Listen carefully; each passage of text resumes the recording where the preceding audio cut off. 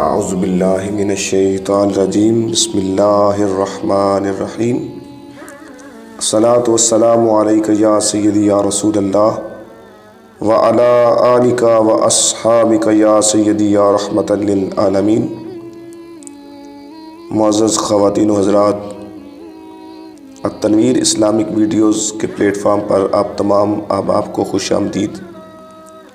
امید کرتا ہوں کہ مالک کائنات اپنے پیارے حبیب آقا علیہ الصلوۃ والسلام کے صدقے سے آپ تمام احباب خیر و عافیت کے ساتھ ہوں گے، اور دعا کرتا ہوں کہ اللہ رب العزت آپ کو دین و دنیا کی بھلائیاں عطا فرمائے۔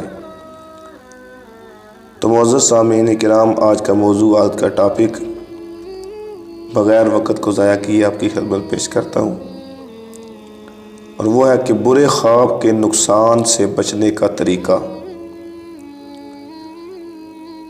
تو اللہ کے پیارے محبوب آقا علیہ الصلوۃ والسلام نے اس صورتحال میں ہماری رہنمائی کس طرح فرمائی کہ آقا علیہ الصلوۃ والسلام نے ارشاد فرمایا کہ اچھا خواب خدا کی طرف سے ہے، چنانچہ جو شخص کوئی اچھا خواب دیکھے تو صرف اسی سے بیان کرے جس سے وہ محبت کرتا ہے، یا اپنے قریبی دوست سے کرے، یا دانا اور عقل مند آدمی جو صاحب علم و فراست ہو اس کے سامنے اس اپنے خواب کو بیان کرے۔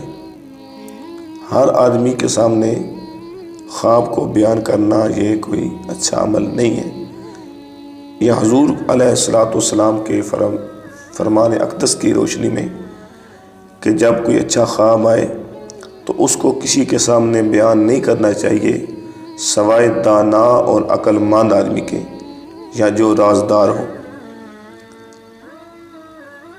اور آقا علیہ الصلوۃ والسلام نے ارشاد فرمایا کہ جو شخص برا خواب دیکھے وہ کسی کو نہ سنائے، اس لیے کہ اس طرح وہ خواب اسے نقصان نہ پہنچائے گا۔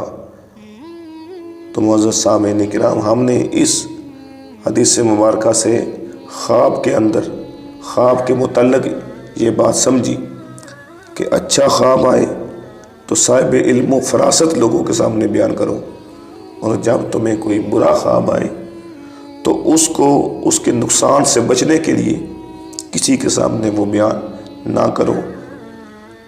اللہ کریم اپنے پیارے محبوب آقا علیہ الصلوۃ والسلام کے صدقے ہمیں حضور نبی رحمت صلی اللہ تعالی علیہ وآلہ وسلم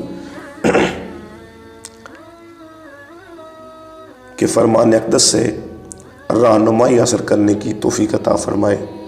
آمین ثم آمین۔ جزاک اللہ۔